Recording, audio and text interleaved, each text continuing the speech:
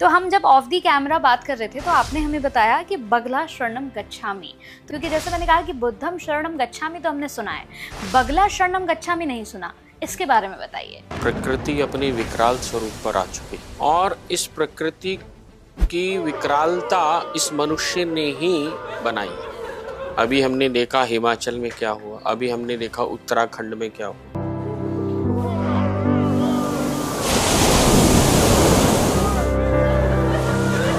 अगर हमें इसको रोकना है, हमें इसको स्तंभित करना है, हमें इसको एक जगह पे स्टैग्नेट करना है, तो माई की शरण जाना होगा। बगला शरणम गच्छामि। लेकिन स्वामी जी, आज के समय में जिस तरह का माहौल चल रहा है, लोग तरह तरह की चीज़ें सोशल मीडिया पर आकर बताते हैं।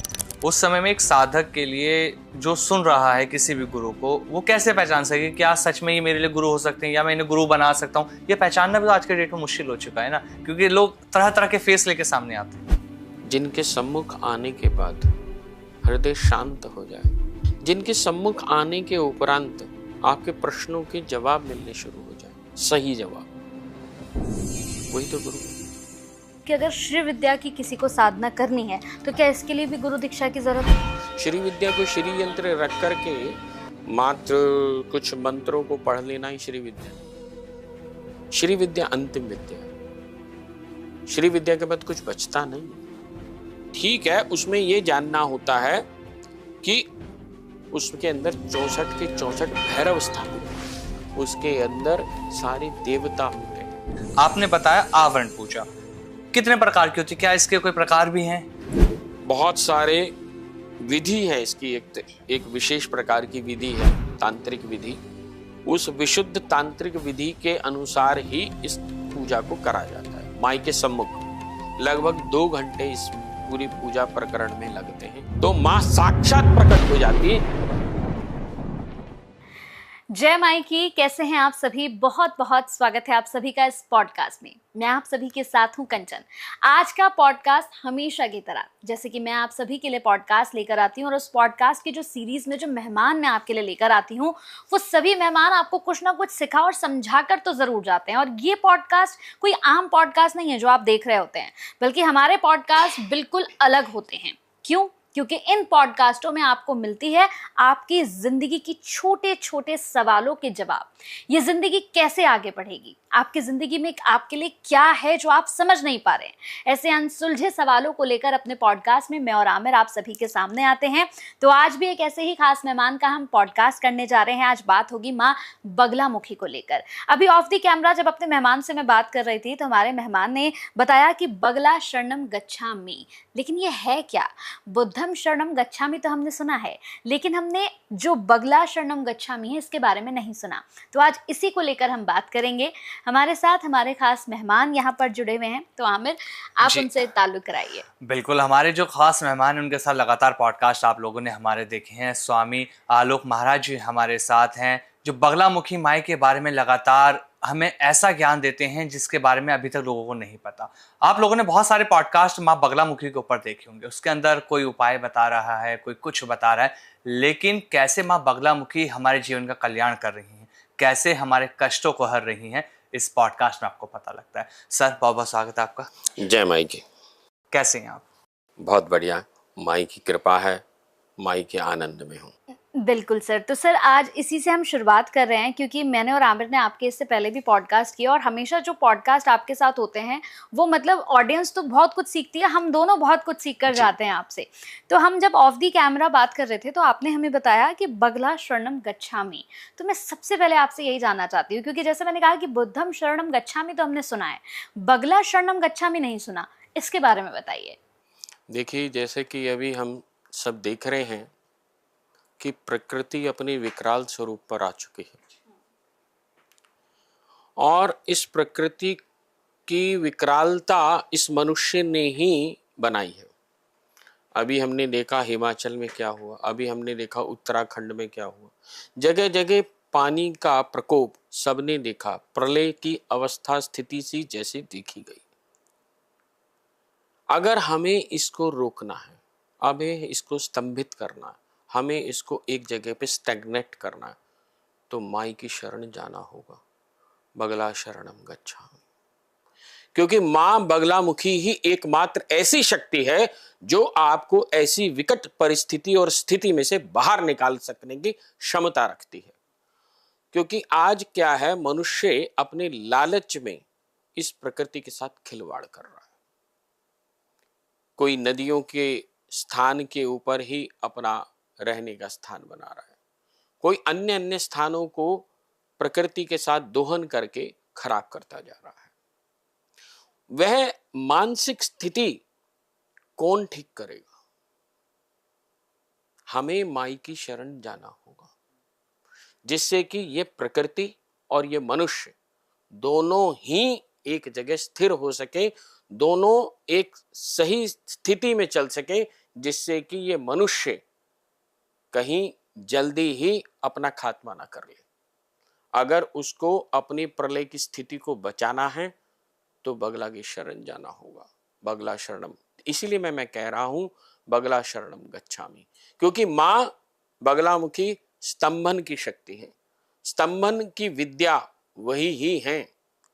और इस प्रकृति को अगर कोई रोक सकती है शक्ति, तो वो मां बगलामुखी ही है।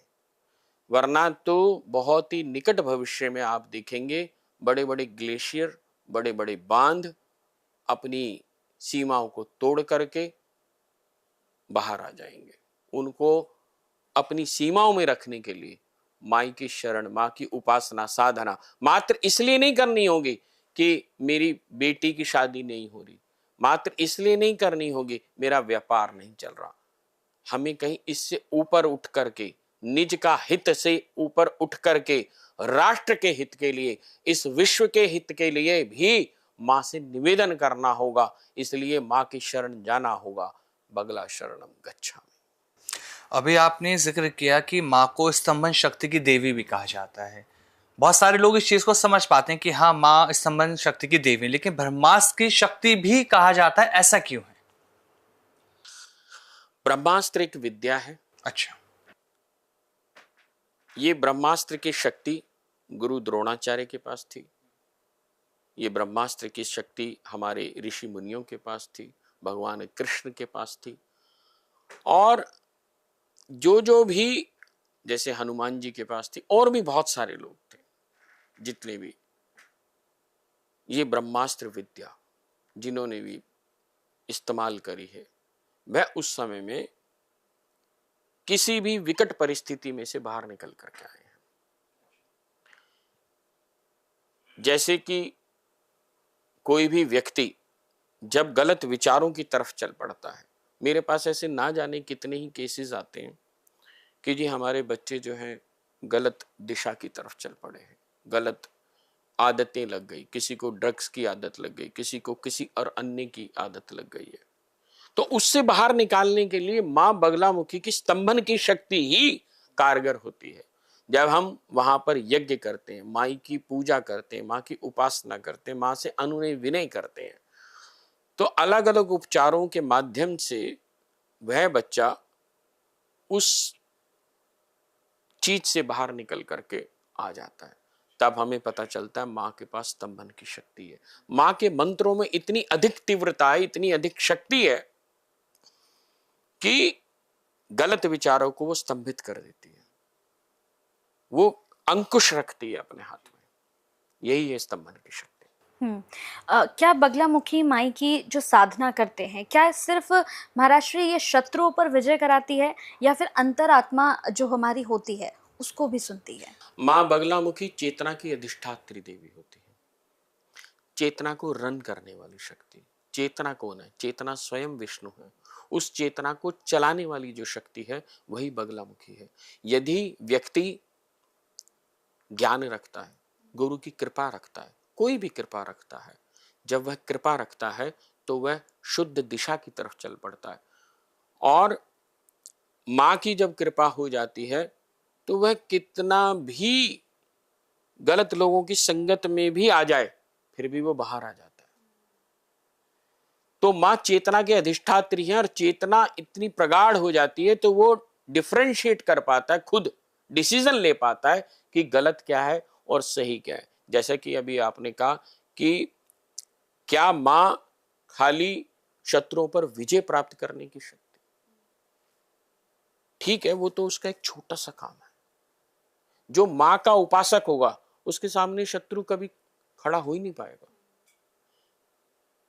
क्योंकि मां की जो ऊर्जा है, मां की जो औज है, मां का जो ऑरा है, वह उस साधक के साथ जुड़ना शुरू हो जाता है। मैंने ऐसे सैकड़ों किस्से देखे हैं जहां, आज सुबह की ही बात है बल्कि, अचानक ही अब, कि कोई व्यक्ति आए, अभी मंदिर में बरेली से आए थे वो, तो वो कहने लगे कि रात्रि में वो दिल्ली आ गए थे, सोच रहे थे मां के लिए प्रसाद लेकर आए, पर वो किसी तरह से प्रसाद भूल गए। अब जब वो गाड़ी लगाने लगे मंदिर के आसपास, उन्हें स्थान ही नहीं मिला, तो वो आगे निकल गए। तो जैसी काफी आगे निकल गए, वहां पर एक मिष्ठान भंडार था। जैसे ही उन्होंने देखा, उन्हें याद आया कि माँ के लिए मिष्ठान लेना है, तो वो जैसे मिष्ठान लिया, वापस आए, कहते जैसे ही मंदिर के पास पहुंचे, वहां पे स्थान भी मिल गया, गाड़ी की जगह मिल गई, गाड़ी भी लगा दी। माँ ने याद दिला दिया स्वयं कि जा बेटा प्रसाद लेकर के आ। जब वो प्रसाद लेकर के वापस आया तो जगह भी मिल गई और प्रसाद तो माँ ने स्वीकार कर ही लिया। ऐसे ही ठीक इसी प्रकार से मेरे सामने एक और बात आई कि एक बार किसी का न्यायालय में, एक लड़की है, उनका डिवोर्स का केस चल रहा था, तो जज ने केस सुनने से ही मना कर दिया। तो वो जो महिला है वो हमारे यहाँ आती हैं पिछले कुछ ही दिनों से, तो वो बेचारी परेशान हो गई और पीछे जाके बैठ गई। तो वो, मैंने उनको कुछ मंत्र दे रखे हैं, वो मंत्र का जाप करना शुरू हो गई। वो कहती हैं कि जैसे ही मैंने मंत्र का जाप करना शुरू करा, और माला अभी लगभग पूरी भी नहीं हुई थी, उससे पहले ही वकील उनके पास आया। उन्होंने कहा जी मैं एक बार वो ट्राई करने में जा रहा हूँ और अभी आपको आके बताता हूँ, क्या पता जज सुन ले। वो गया, जज ने कहा ठीक है बुलाओ, मैं सुनता हूँ। और खाली सुना ही नहीं, उसने डिसीजन भी दे दिया और उसके पैसे भी बंधवा दिए। यह माई का, कहा वो सुन नहीं रहा था। ये बिल्कुल सत्य घटना बता रहा हूं, साकेत कोर्ट की।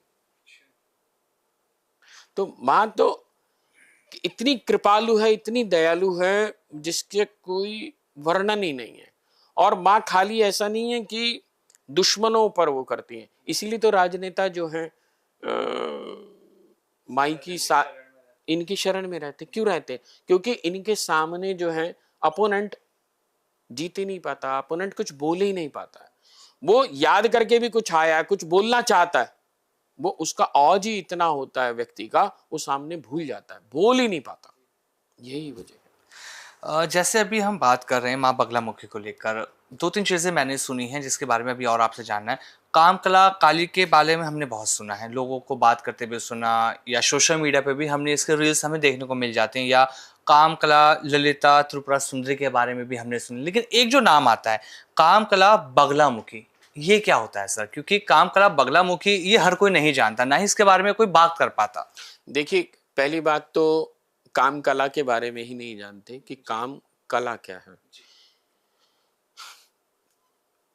जिस समय में भगवान शिव के हृदय में एक इच्छा जागृत हुई, एक ओम बहु श्यामा, तो ये जो इच्छा रूपी है वही उमा है। ये जो इच्छा है यही कामना में बदलती है। और जब व्यक्ति के हृदय में कामनाएं जागृत होनी शुरू होती हैं, कुछ पाने की, संसार को पाने की, या कुछ पाने की, तो वो जो कामनाएं यदि वह सिद्ध कर लेता है, जब वह साधना उपासना करता है, तो वह कामनाएं भी सिद्ध होनी शुरू हो जाती हैं। और इसके लिए विशेष मंत्र हैं जिससे कि उसकी कामनाओं की पूर्ति हो सके। जब बिंदु स्वरूप में मां बगलामुखी रहती हैं, जब कामकला बगलामुखी की बात करते हैं, तो ये विशेष रूप से स्तंभित कर देती है। सामने वाले अपोनेंट जो भी होता है उसका दिमाग चलना बंद हो जाता है, उसके सामने बिल्कुल धराशायी स्थिति क्रिएट हो जाती है। बाहर आने के बाद बोलता है कि मैं तो बोल ही नहीं पाया, मैं तो कुछ कह ही नहीं पाया, परंतु जब हार गया तो हार गया। तो ये काम कला बगलामुखी का विशेष वो है, स्टैग्नेट कर देते बिल्कुल। अब इनके मंत्र बहुत सारे हैं।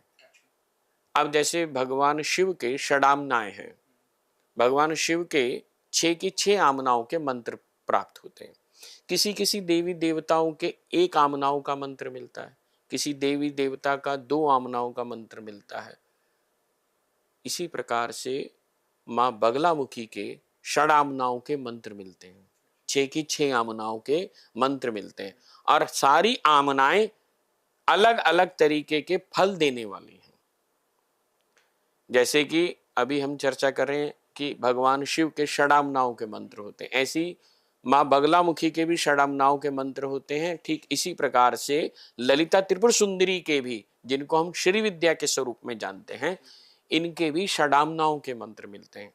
तो आप जो भी निम्न स्तर के देवता हैं, उनके सिर्फ एक ही तरह के मंत्र मिलेंगे। तात्पर्य क्या हुआ इसका मतलब सामान्य भाषा में, यानी कि रोग भी दूर होगा, आपकी जो इच्छाएं हैं वो भी पूर्ति होंगी, कोई मकान दुकान आदि इत्यादि की इच्छा है वो भी पूरी होगी।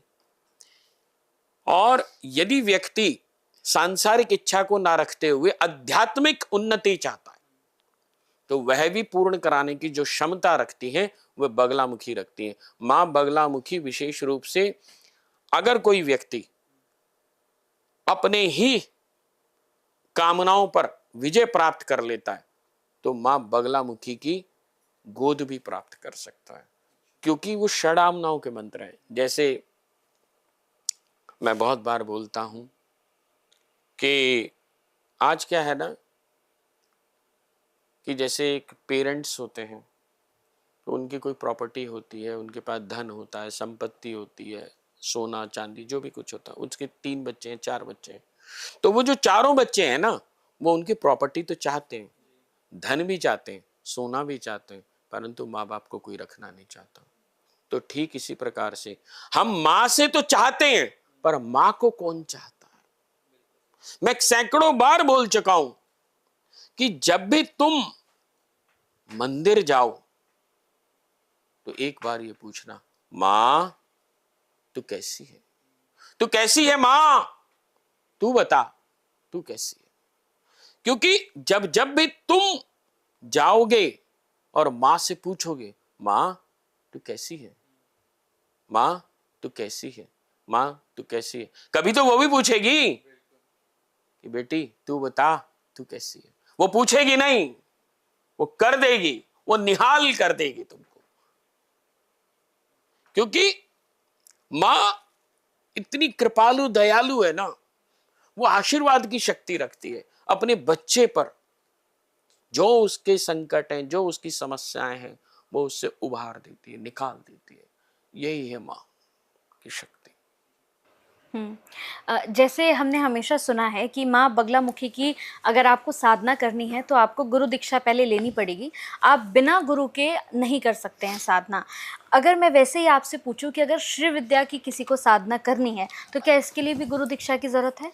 पहले तो हमें ये समझना होगा कि श्री विद्या क्या है। श्री विद्या को श्री यंत्र रख करके मात्र कुछ मंत्रों को पढ़ लेना ही श्री विद्या नहीं है। श्री विद्या अंतिम विद्या है। श्री विद्या के बाद कुछ बचता नहीं है। तो इसका मतलब क्या हुआ, इससे पहले बहुत सारी विद्याएं हैं जिनको जानना होगा। अब आप ऐसा तो है नहीं सीधे पीएचडी कर लेंगे और पहली क्लास नहीं करेंगे, दूसरी नहीं करेंगे, 10वीं नहीं करेंगे, ग्रेजुएशन नहीं करेंगे और सीधे पीएचडी कर लेंगे या एमफिल कर लेंगे। It is quite impossible. तो तात्पर्य क्या हुआ, श्री विद्या इसका मतलब जो वाकई ही में श्री विद्या के पॉइंट ऑफ व्यू से बात कर रहे हैं। मात्र श्री यंत्र रख करके उसमें श्री सूक्त के पाठ कर लेना श्री विद्या तंत्र को नहीं जानना है। श्री विद्या ठीक है, उसमें यह जानना होता है कि उसके अंदर 64 के 64 भैरव स्थापित होते हैं, उसमें 64 की 64 योगनियां स्थापित होती हैं, उसके अंदर सारे देवता होते हैं, उसके अंदर हमारे जो भी स्थितियां हैं काल की, वह सब जागृत, स्वप्न, सुषुप्ति, तूर्य अवस्था, वे अवस्थाएं भी होती हैं उसके अंदर। तो जब उनको जान जाएगा व्यक्ति, जब एक एक करके उनकी साधना उपासना करेगा, तब कहीं वो श्री विद्या का सही मायने में अगर उसे माना जाएगा तो स्टूडेंट कहा जाएगा या साधक कहा जाएगा। ऐसे तो बच्चे बहुत पढ़ लेते हैं, पर लेकिन सारे सक्सेसफुल होते हैं ऐसा नहीं होता। मतलब ये हर किसी के लिए नहीं है, सिर्फ दीक्षित लोग इसे कर सकते हैं। बेसिकली क्या है, आज की तारीख में श्री विद्या के नाम पर भी ठगी बहुत चल रही है। मैं तो स्पष्ट बोलता हूँ कि भैया श्री यंत्र रख लो, श्री सूक्त का पाठ कर लो, श्री विद्या हो गई। जिस व्यक्ति को श्री विद्या की उपासना आती है, श्री विद्या के सही मायने में 10 आवरण होते हैं।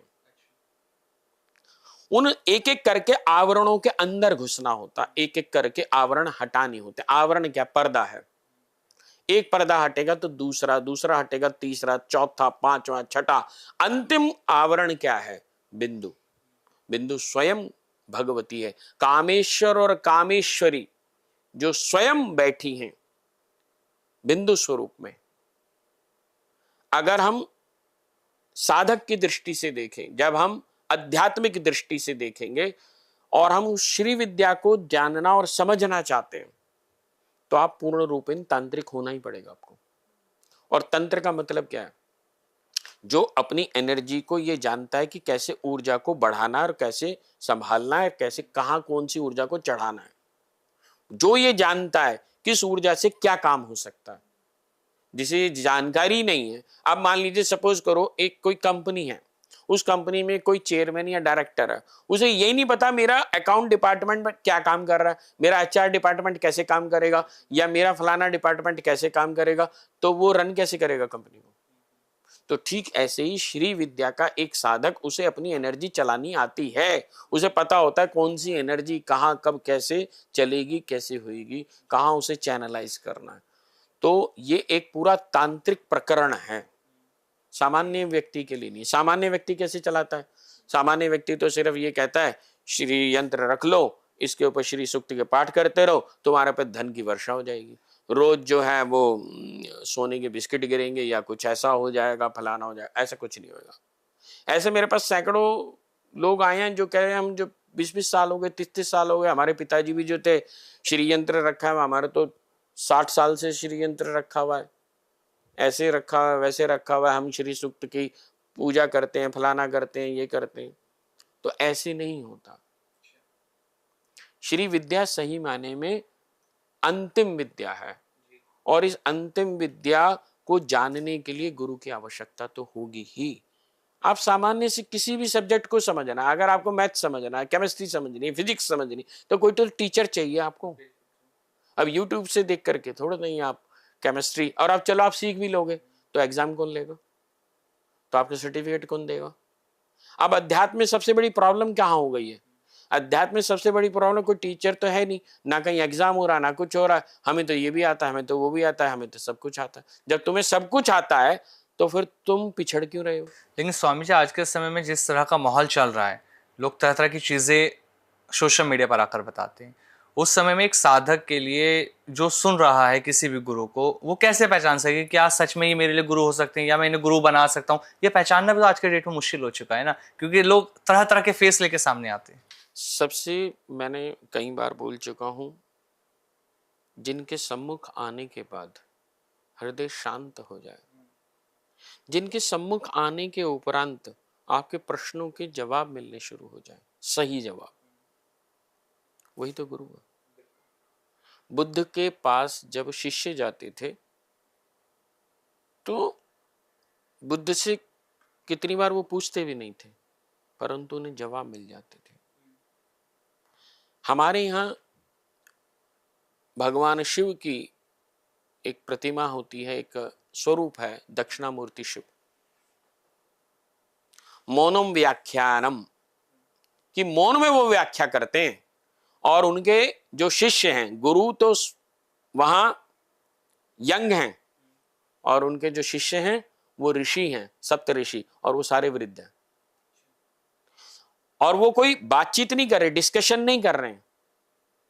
वो जैसे उनके सम्मुख पहुंच रहे हैं तो उनके हृदय के अंदर स्वयं प्रश्न जागृत होता है, स्वयं जवाब भी मिल जाता है।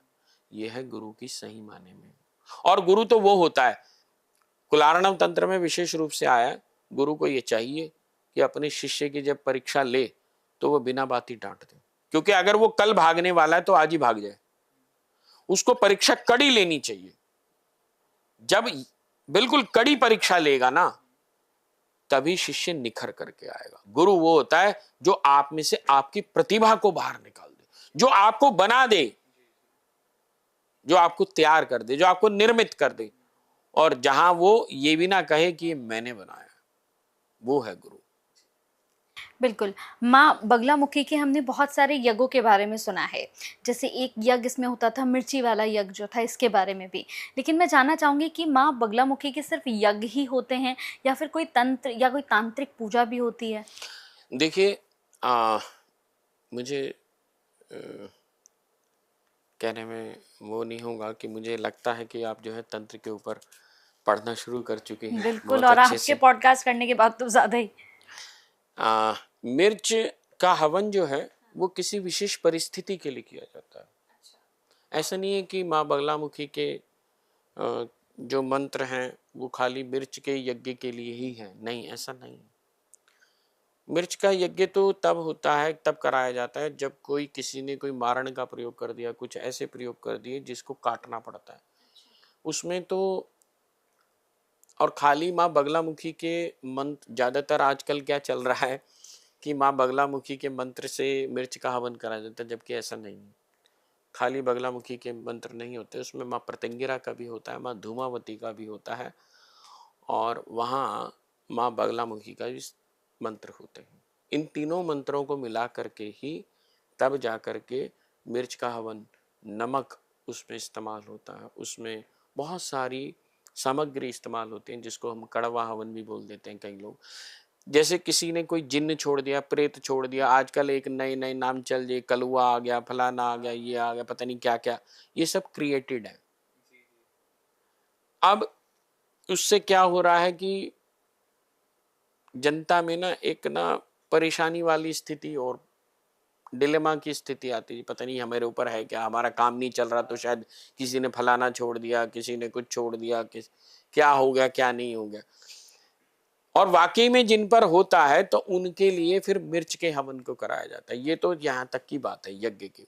माँ बगलामुखी के और भी यज्ञ होते हैं, खाली मिर्च का ही यज्ञ नहीं होता। जैसे माँ को जो हम विशेष आहुति चढ़ाते हैं वो गिलों की चढ़ाते हैं। रोगान शेषान पहंस रुष्टातु कामान सकलान भिष्टान, दुर्गा सप्तशती का ये प्रमुख मंत्र है। इसके साथ माँ बगलामुखी के मंत्र का संपुट करा जाता है और गिलों से इसकी आहुति जारी जाती। कितना भी बड़ी से बड़ी कोई भी शारीरिक व्याधि हो तो उसके अंदर हमें इसके रिजल्ट पॉजिटिव मिलते हैं। तो ऐसी जैसे जैसे यज्ञ होते हैं अलग अलग तरीके के, ठीक इसी प्रकार से माँ बगलामुखी की तांत्रिक पूजाएं होती हैं, जो कि बहुत कम लोग जानते हैं कि माँ की जो आवरण पूजा है, माँ की जो तांत्रिक विशुद्ध तांत्रिक पूजा है, उसके लाभ क्या हैं। और उस तांत्रिक पूजा को करने वाले बहुत ही लिमिटेड लोग हैं। दतिया में तो फिर भी काफी माई के उपासक मिलते हैं, क्योंकि दतिया प्रांगण में, दतिया मंदिर के अंदर आवरण पूजा डेली होती है। ठीक इसी प्रकार से हमारे मंदिर में भी माई की आवरण पूजा होती है, जो कि विशुद्ध तांत्रिक पूजा है। इस विशुद्ध तांत्रिक पूजा का फल इस प्रकार से मैंने स्पष्ट रूप से देखा है। जिन कन्याओं की शादी नहीं हो रही या जिन जातकों की शादी होने में देर हो जाती है, समस्याएं बनती हैं, या किसी भी प्रकार की कोई भी व्यापार में समस्याएं आ रही है, और मेरा अपना पर्सनल एक्सपीरियंस है इस प्रकार का कि 3 इस प्रकार के राजनेता जिनको टिकट माई की इस आवरण पूजा के उपरांत प्राप्त हुए। मां की आवरण पूजा कभी खाली नहीं जाती। कभी खाली नहीं गई। 90% मैंने रिजल्ट देखे हैं। आवरण पूजा, जो ये आपने तांत्रिक शब्द पूजा। इस्तेमाल किया, तांत्रिक पूजा, बहुत सारे लोग नहीं समझ पाते आवरण पूजा, क्योंकि लोगों को तंत्र एक जो शब्द है ना यही समझाया जाता है। आपने बताया आवरण पूजा कितने प्रकार की होती है, क्या इसके कोई प्रकार भी हैं? इसमें क्या होता है कि बहुत सारे विधि है इसकी। अच्छा। एक विशेष प्रकार की विधि है तांत्रिक विधि। उस विशुद्ध तांत्रिक विधि के अनुसार ही इस पूजा को करा जाता है माई के सम्मुख। और जितनी देर वो पूजा करी जाती है वो एक आसन पर बैठ करके करी जाती है। लगभग 2 घंटे इस पूरी पूजा प्रकरण में लगते हैं। और माई से अनुनय विनय करा जाता है। माई के 9 आवरण होते हैं। माँ का जो यंत्र होता है उस यंत्र के ऊपर भी इसकी पूजा होती है, या माई की जो विग्रह है उसके ऊपर भी माई की आवरण पूजा करी जाती है। तो माँ साक्षात प्रकट हो जाती है जब ये पूर्ण रूपेण तांत्रिक पूजा, और जब माँ किसी साधक के सम्मुख मतलब जो करवाने वाला है उससे खुश होती है तो उसको वह कृपा प्राप्त होनी शुरू हो जाती है। इमीडिएट उसको एनर्जी के रूप में अनुभव होना शुरू हो जाता है वहीं के वहीं। जब आवरण पूजा की हम बात कर रहे हैं, साधना की बात कर रहे हैं, तो क्या इसे सामान्य व्यक्ति कर सकता है या इसके लिए भी आपको पहले साधक बनना पड़ता है तभी आप इसकी साधना कर सकते हैं? देखिए, पहली बात तो ये जानने की आवश्यकता है कि आवरण पूजा है क्या। दूसरी बात यह है कि आवरण पूजा हर कोई जानता नहीं है। जो माँ बगलामुखी के नाम पे भी यज्ञ तो करने वाले बहुत मिल जाएंगे आपको, लेकिन आवरण पूजा वाले जो विशुद्ध तांत्रिक पूजा जिसको बोला जाता है, ये विशुद्ध तांत्रिक पूजा करने वाले बहुत ही लिमिटेड लोग हैं। जो जानता है वही तो कर पाएगा, हर कोई तो कर नहीं पाएगा। तो जो कर सकता है, पहली बात, अब हमारे को ये आवरण पूजा करते करते ही आज कम से कम 13-14 साल हो चुके हैं। उतने समय से हम लगातार करते आ रहे हैं। जब हम उसको लगातार करते आ रहे हैं तो हम उसके अंदर पारंगत हो गए, सिद्धहस्त हो गए हैं।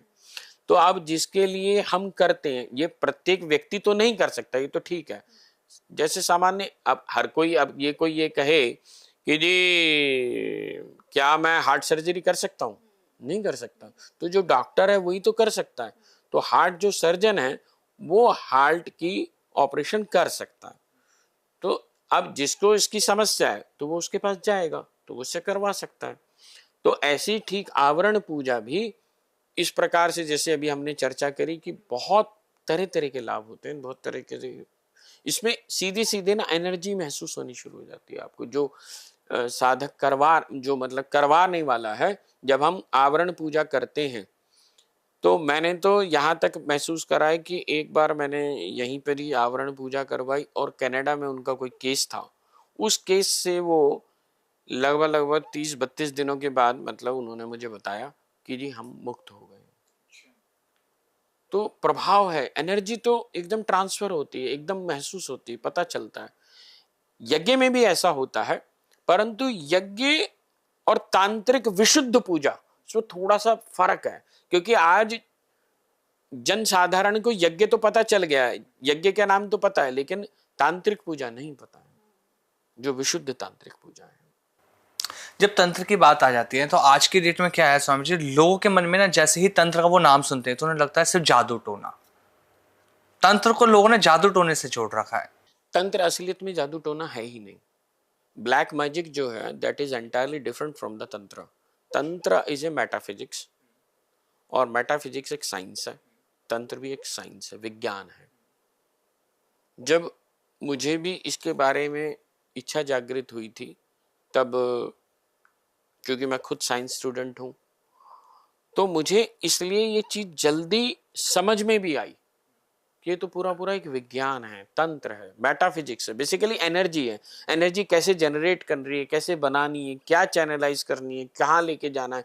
बहुत सारे लोग मेरे पास आते हैं कि जी हम फलाना साधना शिविर में गए थे या ऑनलाइन हमने ये कर लिया, अब क्या हुआ उसके बाद जी हमारी कमर में दर्द रहना शुरू हो गया, किसी को हार्ट की प्रॉब्लम हो गई, किसी की किडनी का इशू आ गया, किसी का कुछ आ गया। वो क्यों हो रहा है? क्योंकि जो करवाने वाला है उसने कोई लेवल तो चेक नहीं करा, वो तो सबको एक ही क्लास में एडमिशन दिए जा रहा है। जब सबका एक ही क्लास में एडमिशन हो रहा है, डिस्टिंग्विश हो ही नहीं रहा, तो फिर कैसे काम चलेगा? तो सब का लेवल एक पे लिया है, गधा घोड़ा बकरी सबको एक ही तरह से हाँक रहे हैं, ऐसे नहीं हो सकता। तो पहले आपको जानना होगा कि कहाँ किस लेवल पर उस पर। तो तंत्र बेसिकली क्या है? वो विज्ञान है, और उस विशुद्ध तांत्रिक ज्ञान को, अब जैसे शिव सूत्र में एक पहला सूत्र आता है, अहम चैतन्यम आत्मा, कि मैं ही चैतन्य आत्मा हूं। अब वह चैतन्यता क्या है, उस आत्मा को कैसे समझा जाएगा? जो चेतन है वही तो आत्मा है। अब उस चेतना को कैसे समझा जाएगा? जब मां बगलामुखी की जब आप जाप करना शुरू कर देंगे तो वो चैतन्यता जागृत होनी शुरू हो जाएगी, वो चेतना जागृत होनी शुरू हो जाएगी। जब चेतना गहरी होनी शुरू हो जाएगी तब आपका अपना स्वरूप जागृत हो जाएगा। जैसे अभी आप हम चर्चा कर रहे थे कि सपोज करो आप शाहरुख खान के फैन हैं, ठीक है, आपने सारी फिल्में देख मारी उसकी, आप सारा दिन उसी को ही कंसीडर करते हैं, सब कुछ उसी को ही कंसीडर करते हैं। अब क्या होगा?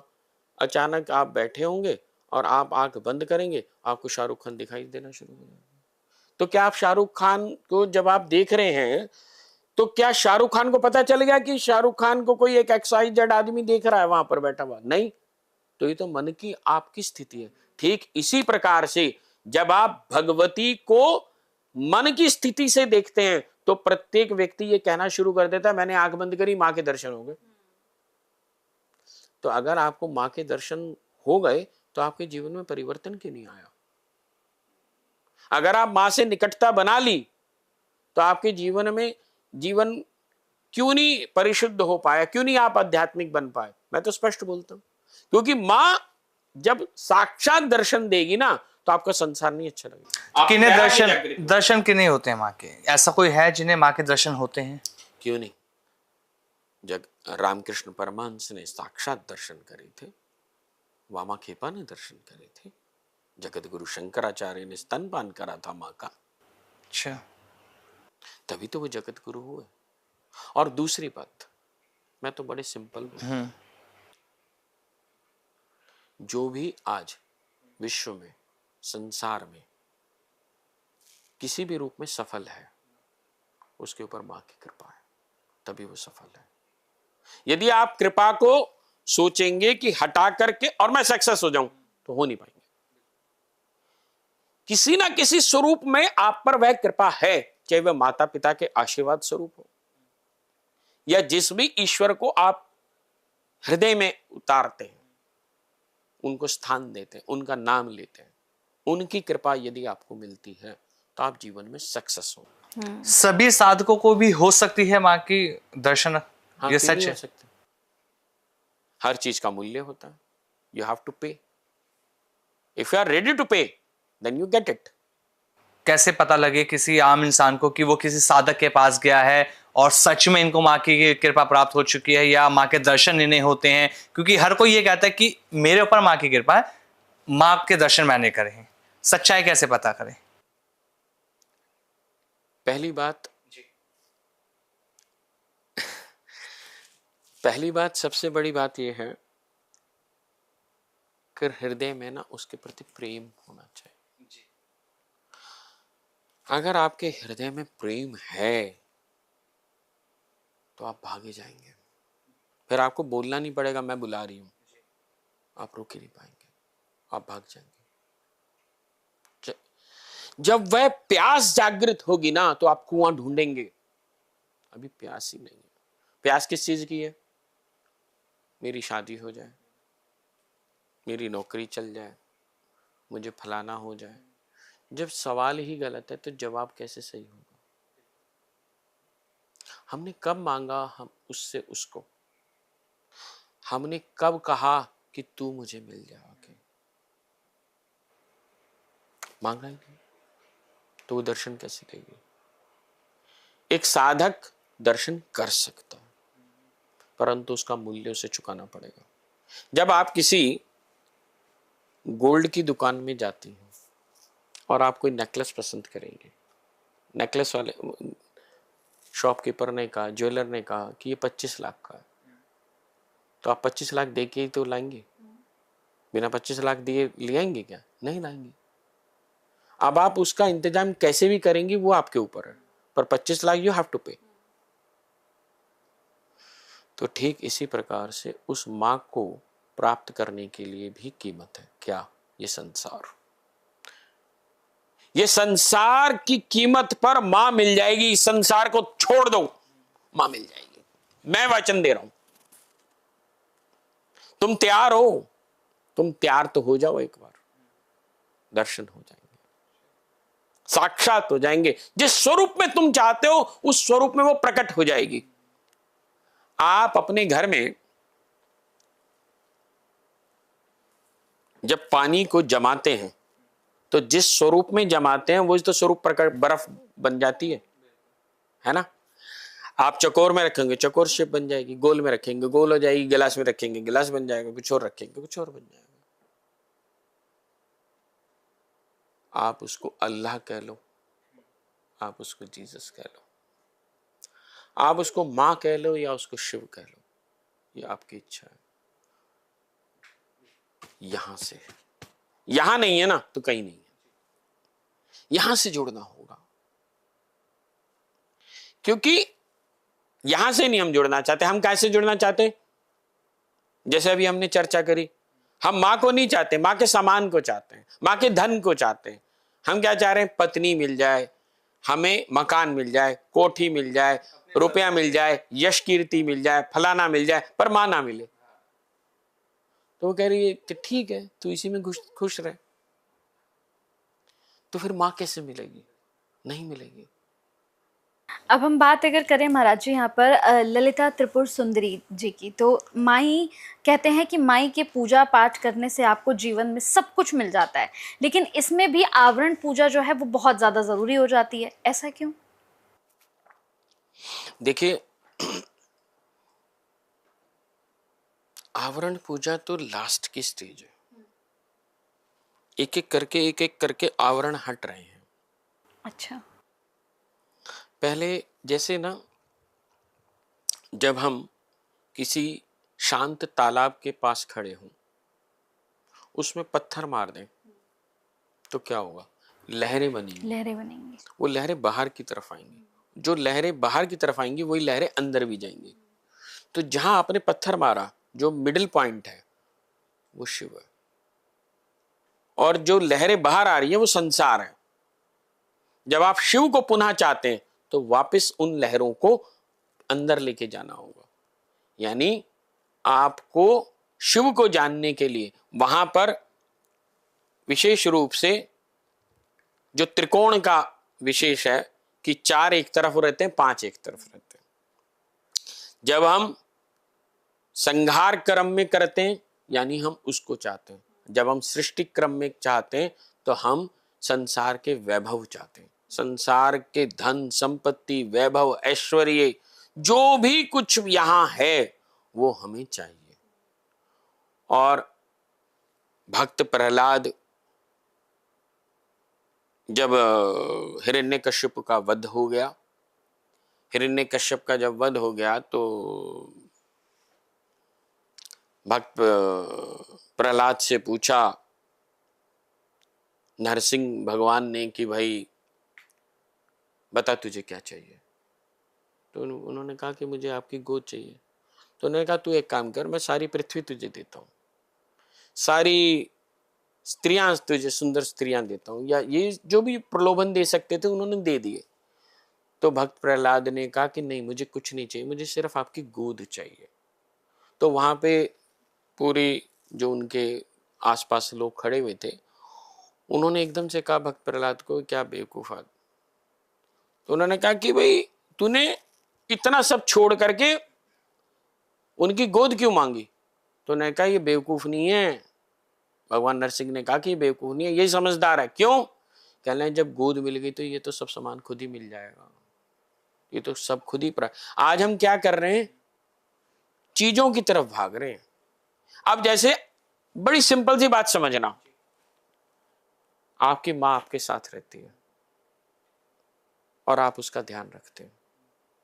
जब उसका अंतिम समय आएगा तो जाते में जो भी उसकी प्रॉपर्टी होगी, हो सकता है सारे भाइयों में बांट दे, पर कुछ तो विशेष वो आपको दे के जाएगी। कुछ तो देके जाए। पर जब प्यार ही नहीं है, जब हम उसको रखने के लिए तैयार नहीं है, तो मिलेगा क्या? कुछ नहीं।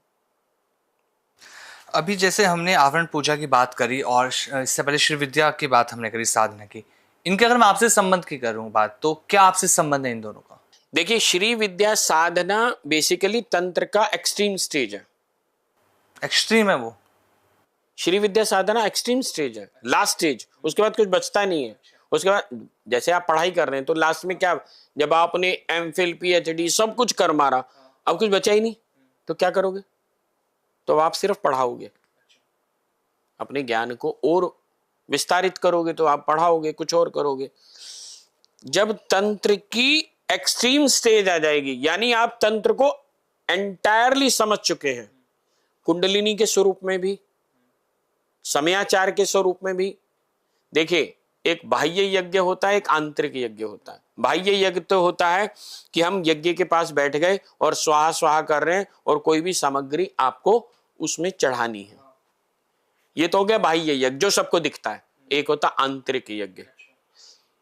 तंत्र क्या कहता है? तंत्र कहता है कि वो बाह्य यज्ञ से आपको आंतरिक याग की तरफ लेके चलता है, जो आपकी चेतना को जागृत करा देता है। आपके अंदर वह आलोक जागृत हो जाता है, ज्ञान का आलोक, वह चेतना का आलोक आप में जागृत हो जाता है। तब आपको किसी मूर्ति, किसी अन्य वस्तु की आवश्यकता ही नहीं रह जाती। जब आपके श्वासों के साथ ही मंत्र चलना शुरू हो जाता है, जब आपके प्रत्येक श्वास में ही मंत्र स्वतः चलता है, समयाचार की वह जो अवस्था जागृत हो जाती है, जब आप अद्वैत की स्थिति में हो जाते हैं, वह श्री विद्या है। मात्र, मैं बार बार बोल रहा हूं, किसी चीज के ऊपर श्री विद्या नहीं है।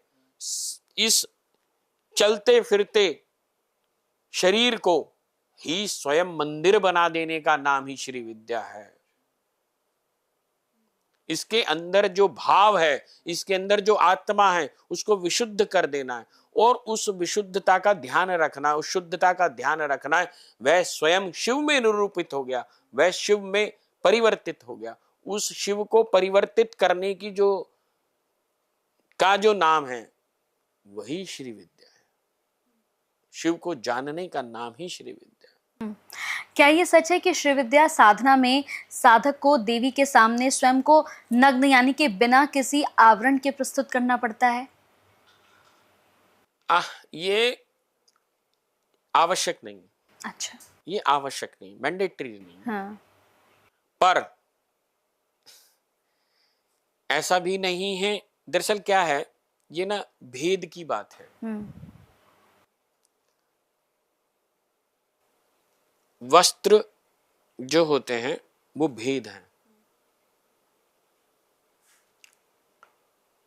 जहां भेद कुछ नहीं रहता, जहां कुछ बचा ही शेष नहीं, तू और मैं दोनों एक हो गए, तो फिर ये मात्र प्रक्रिया से नहीं पैदा होगा।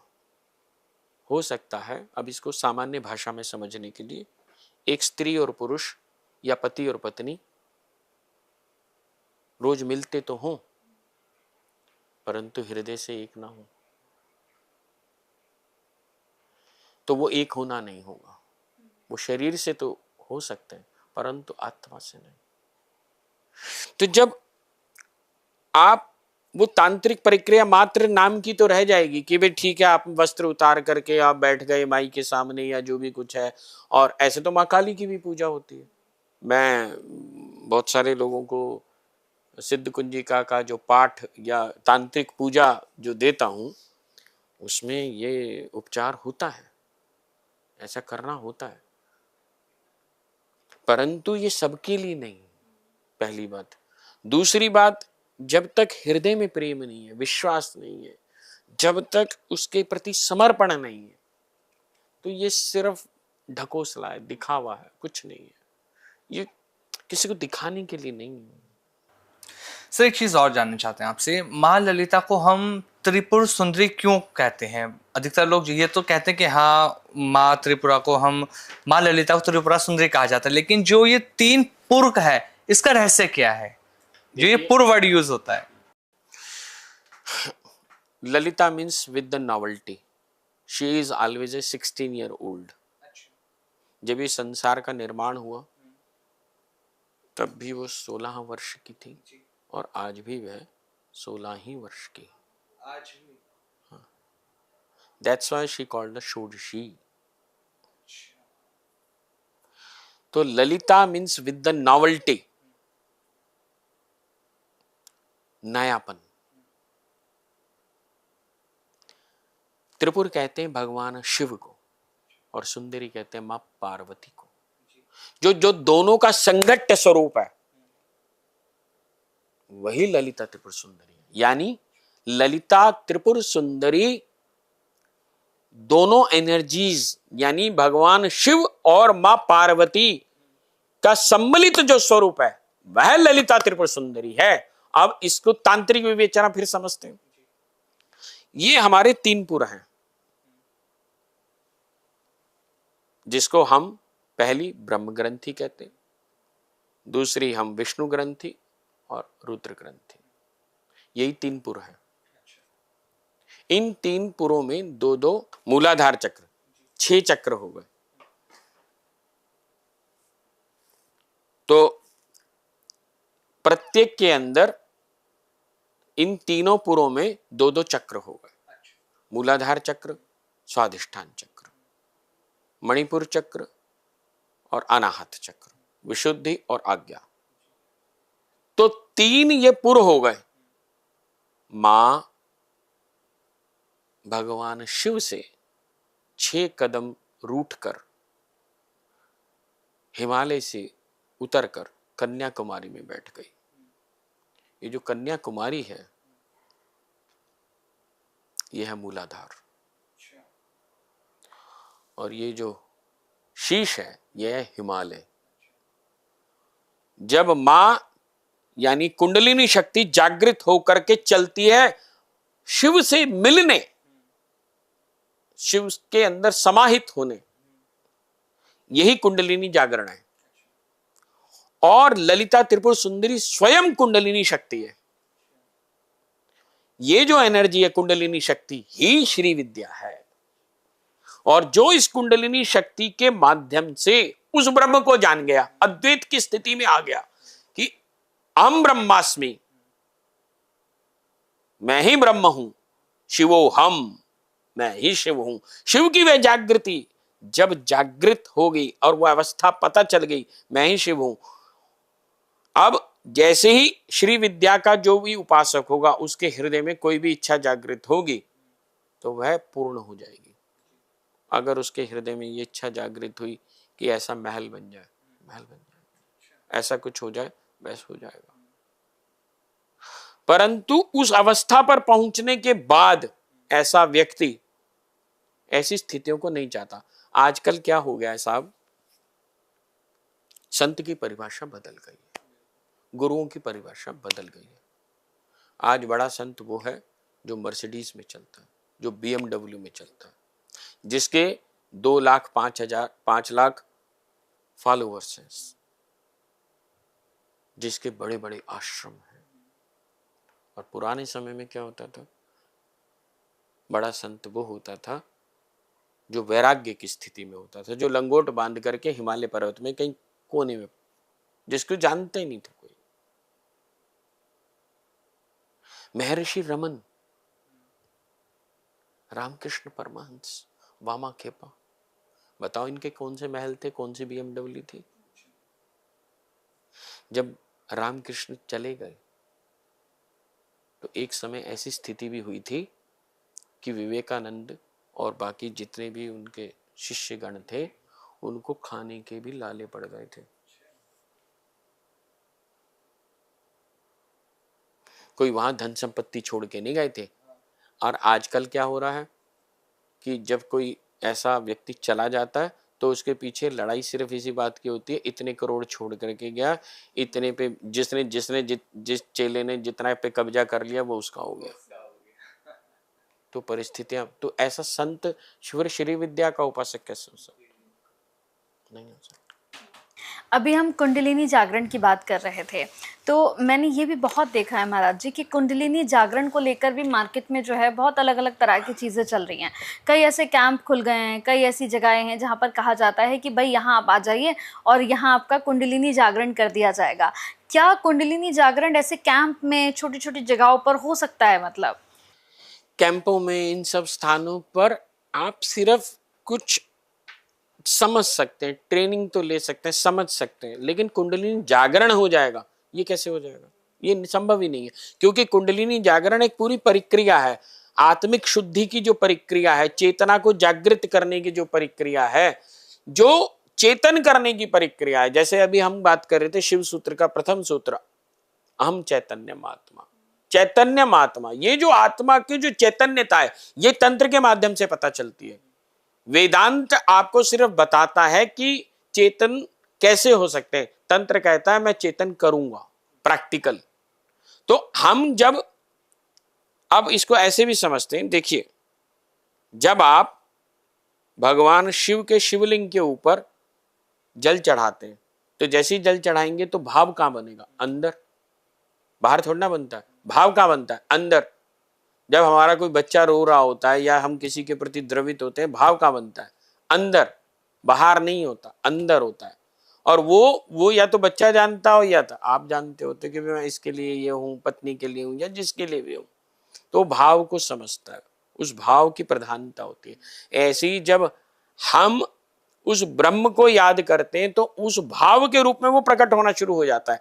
अब इस भाव को प्रगाढ़ करते करते उस चेतना में, यानी कि जब हम मंत्र को जाप करेंगे, करते रहेंगे और श्वासों के साथ चलाएंगे, तो आपकी चेतना जागृत होनी शुरू हो जाएगी। जब वह चेतना कुंडलिनी शक्ति में होम बीज मंत्र के माध्यम से, कुंडलिनी शक्ति को होम बीज मंत्र से ऐसे इसको चलाया जाता है, विशेष रूप से ऐसे करके,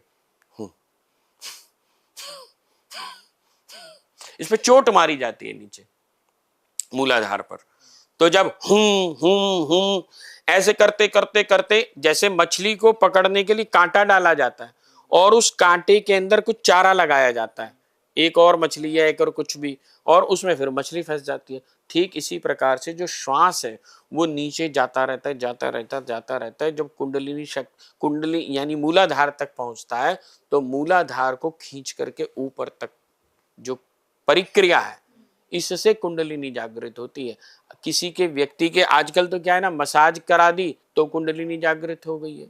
ऐसी ऐसी प्रक्रियाएं चालू हो गई हैं कि बस आप खाली 5100 रुपए मेरे यहाँ पे भेज दो और आपकी कुंडलिनी जागृत हो गई। 51,000 भेज दो, कुंडलिनी ऐसे कुंडलिनी जागृत नहीं होती है। कुंडलिनी जागृत होगी आपके प्रेम से, आपके ध्यान से। ध्यान की अवस्था ही नहीं है। अभी 2 घंटे पहले तो आप जो है इंस्टाग्राम के ऊपर 2 घंटे लगा के बैठे हो, अब आपका ध्यान कैसे लग जाएगा? ध्यान नहीं लगेगा। स्वामी जी, जब हम नवरात्रि की बात करते हैं तो दुर्गा सप्तशती में नवरात्रि के जो 9वें दिन जो हवन होता है, आपके यहाँ उसमें क्या कुछ विशेष होता है, इसके बारे में थोड़ा बताइए। देखिए, नौमी का जो यज्ञ होता है वो पिछली लगभग हमारे यहाँ 75 वर्षों से 70-75 वर्षों से अच्छा होता आ रहा है। और बहुत सारी विशेष आहुतियां इसमें माई को आहूत होती हैं, प्राप्त होती हैं। इसमें अनार दाना भी इस्तेमाल होता है, काली मिर्च भी इस्तेमाल होती है। इसमें साग, पालक का साग जिसको पालक बोलते हैं, पालक भी शाकंभरी के उसमें चढ़ता है। इसमें मक्खन चढ़ता है, मिश्री चढ़ती है, अन्य अन्य बहुत सारी चीजें जो हैं माई को अर्पित होती हैं। जैसे जैसे अर्पित होती हैं, जैसे जैसे जिनकी जो इच्छाएं होती हैं, जैसे काली मिर्च चढ़ती हैं, गिलो चढ़ती है और अन्य चीजें चढ़ती हैं। तो जिसको जैसी समस्या है या जैसा जो चीज चाहता है उसके अनुरूप उनसे चढ़वाया जाता है। और दुर्गा सप्तशती का संपूर्ण यज्ञ लगभग 3 से 4 घंटे का हमारे यहाँ चलता है और बहुत लोगों को लाभ होता है। तो इस शारदीय नवरात्रि में भी ये होगा? हाँ, और कोई बिल्कुल भी इसमें होगा। शामिल हो सकता है। हाँ, कोई भी शामिल हो सकता है, उसमें सम्मिलित हो सकते हैं।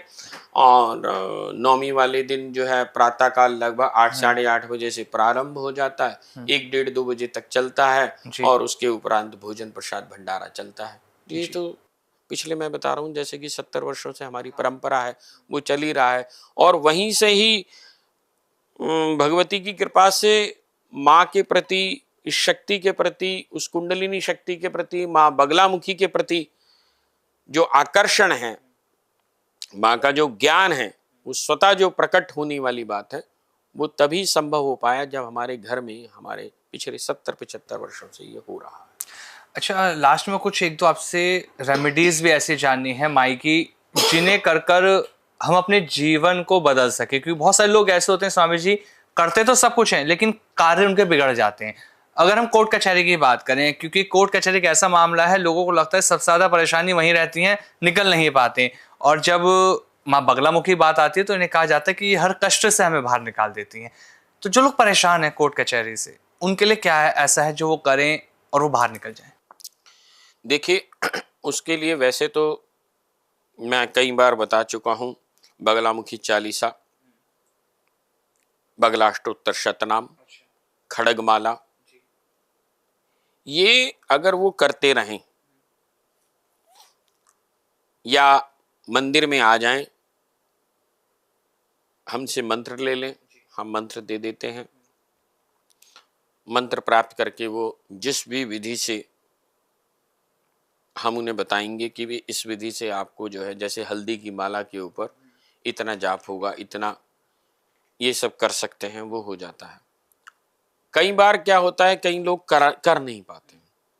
कोई वृद्ध है, कोई अस्वस्थ है, कोई बहुत ही इस प्रकार से कि बेचारे कर ही नहीं पा रहे हो, तो फिर उनके लिए विशेष अनुष्ठान करवाने पड़ते हैं। 1.25 लाख का जाप होता है, 1.25 लाख मंत्रों का जाप होता है।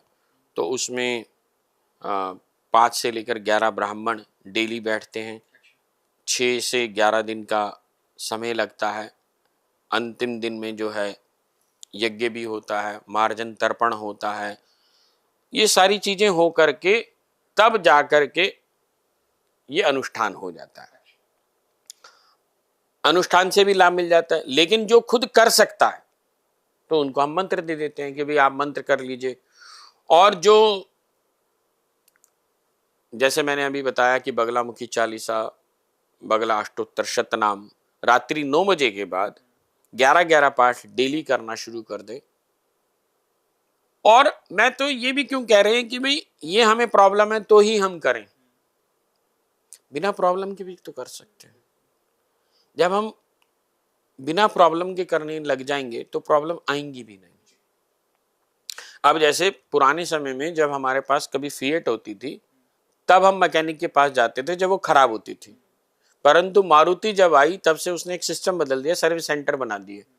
तो क्या होता था कि भाई पहले से सर्विस करा के रखो जिससे गाड़ी खराब ही नहीं होगी। तो जब आप जाप पहले से ही करते रहेंगे तो ऐसी समस्या ही नहीं आएंगी। तो जब आप करते रहेंगे, पर वो कैसे करना है, क्या करना, उसके लिए सही दिशा निर्देश जरूर होने चाहिए।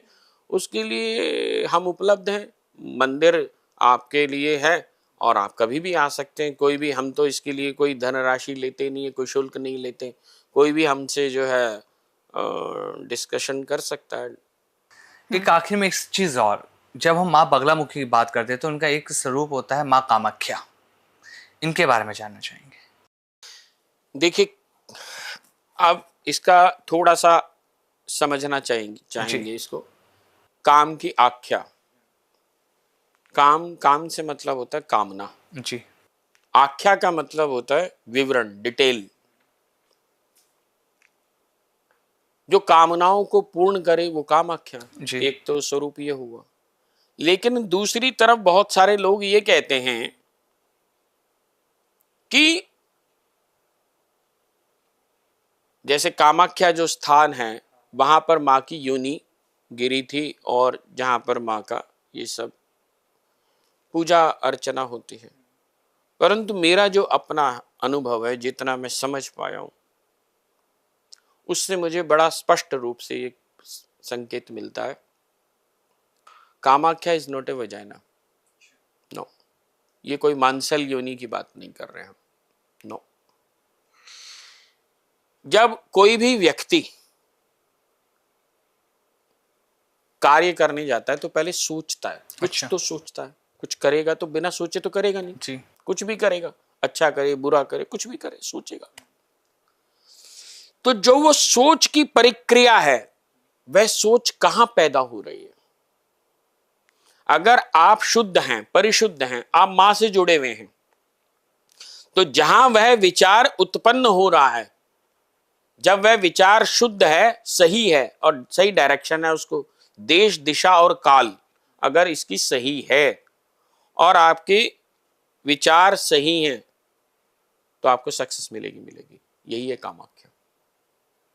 यानी कि विचार जहां पैदा हो रहा है, यानी बुद्धि के अंदर, हृदय के अंदर, ज्ञान के स्वरूप में, वो कामाख्या, ना कि कामाख्या बाहर है। कामाख्या बाहर नहीं है। अब मैं बड़ा हंसी, अब क्या ही बोलूं, किसी ने मुझे कोई वीडियो दिखाया, उसमें क्या कर रहा कि किसी स्त्री को बिठा दिया और उसकी योनि के ऊपर पूजा हो रही है। अब वो कह रहे हैं ये कामाख्या की पूजा है। ये कामाख्या की पूजा नहीं है, ये व्यभिचार की पूजा है, कुछ नहीं। आप परिशुद्ध शुद्ध होने चाहिए अपने विचारों से। आपके दिमाग में, हृदय में शुद्धता होनी चाहिए। जहां वह विचार शुद्ध उत्पन्न होना शुरू हो रहा है, यानी आपके ऊपर कामाख्या की कृपा है। अब जब हम कामाख्या जाते हैं आसाम में, तो वहां पर मां बगलामुखी के भी स्थान है, वहां मां काली का भी है, वह अन्य अन्य देवियों का भी है।